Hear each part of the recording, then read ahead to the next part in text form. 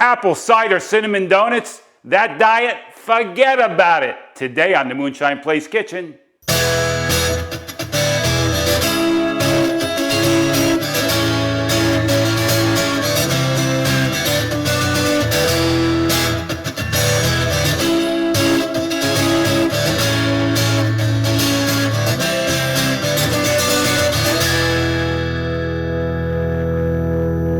We welcome you to this week's version of the Moonshine Place Kitchen, and boy do we have a treat for you this week. We've got these apple cider donuts that are just knock it out of the park donuts.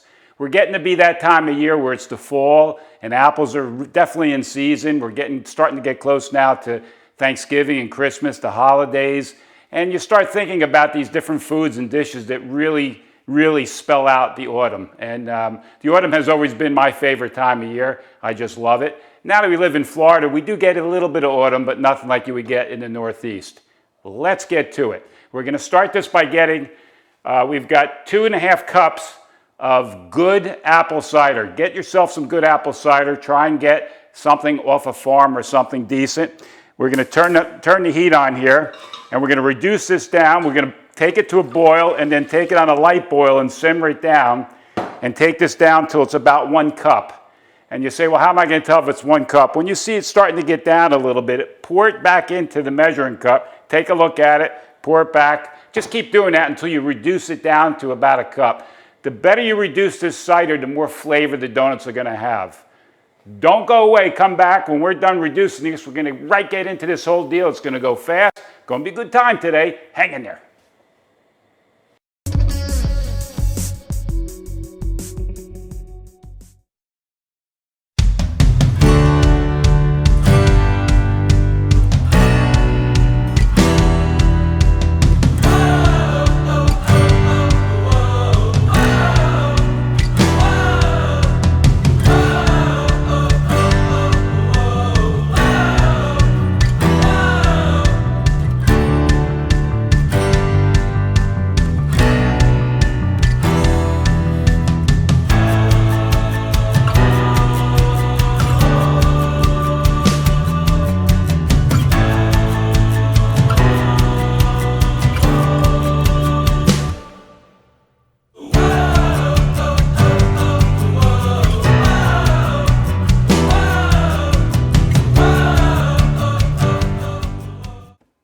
And we're back.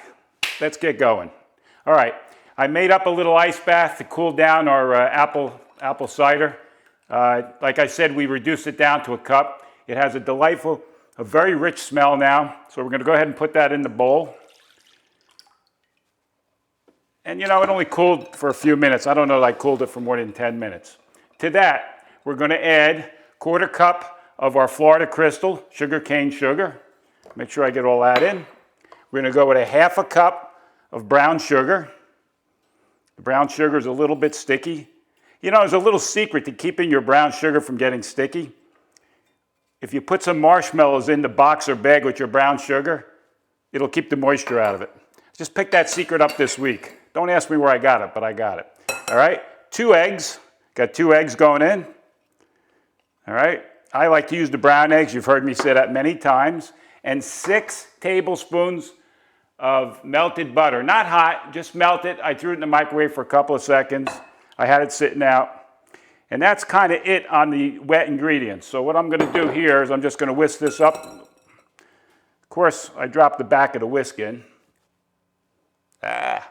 Anyway, we're going to whisk this up. Get this whisked up a little bit. And boy, it has a really good smell to it already. It smells so, I don't know, the smell is just incredible already, all right? So we got that whisked up pretty good already. To that, we're going to add 3.5 cups of all-purpose flour, white all-purpose flour, so we can go ahead and stick that right in. In addition, we're going to add 1 teaspoon of salt. I'm using the kosher salt. It's a humid day today, so everything's sticking. All right? 2 teaspoons of baking powder.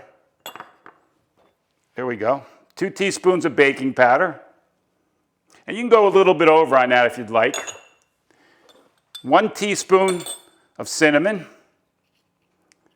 You could also go a little bit over on that if you'd like. It all depends on your flavor, your taste. Let me get rid of some of these. Okay, half a teaspoon of baking soda. We got the baking powder, now a little baking soda. All right, and nutmeg, half a teaspoon of nutmeg. You can grind that fresh.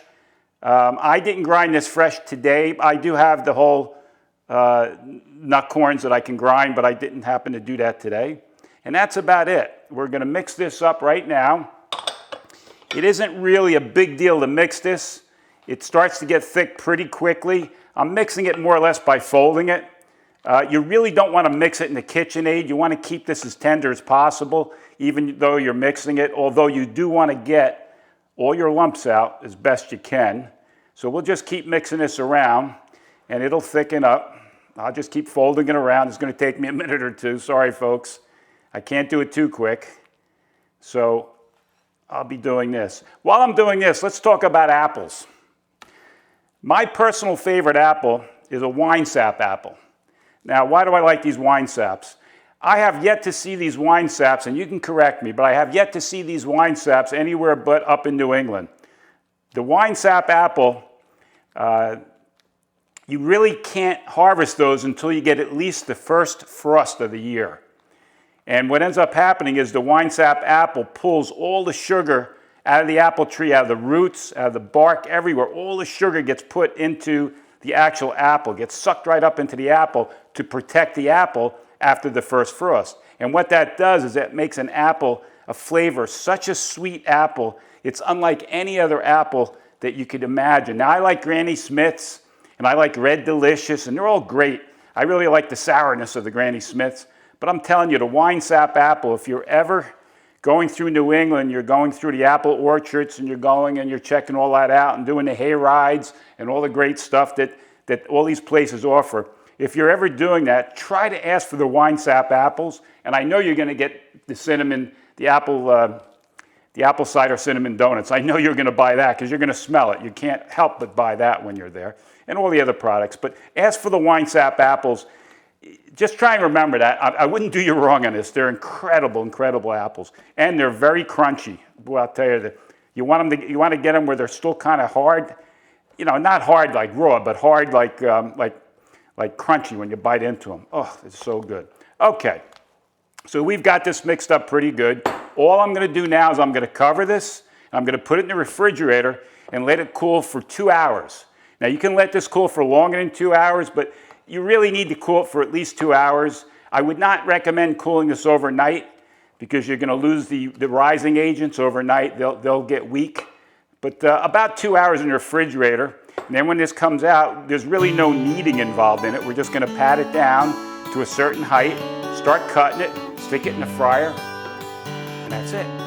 We got some donuts. Don't go away. We'll be right back.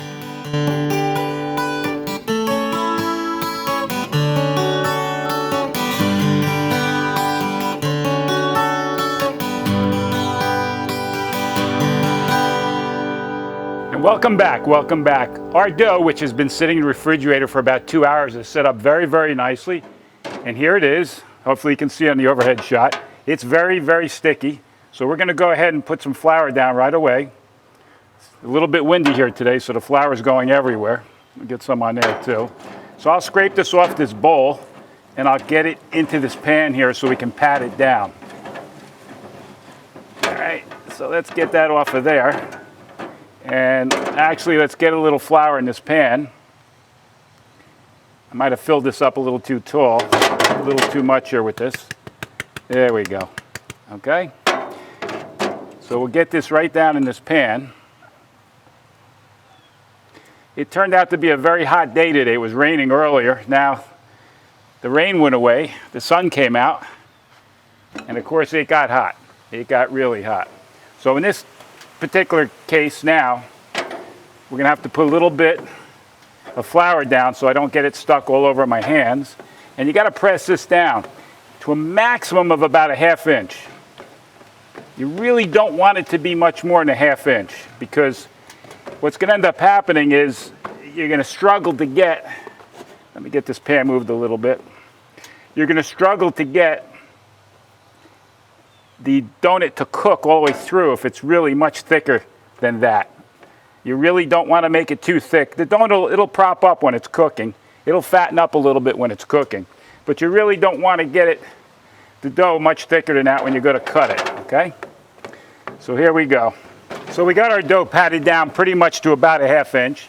And I got this really neat little donut cutter. I just picked this up this week, so I'm going to put a little flour on that. Of course, the wind is killing us here. So what we're going to do is press down and get a donut out of there, okay?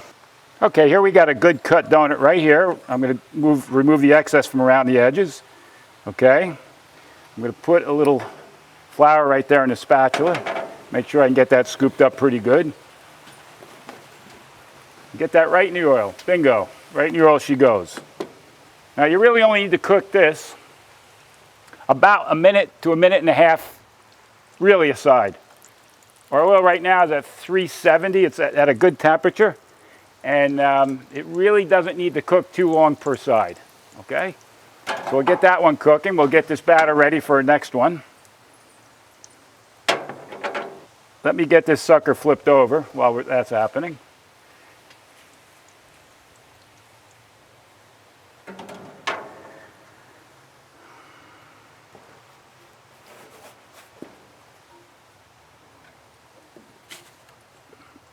There goes the next one, right in. And there you have it. Apple cider cinnamon donuts, all ready for your cinnamon and sugar, white powdered sugar, or any way you want to eat them. We like to eat them regular just like this. The flavor is off the charts good just the way they are, or dress them up the way you want.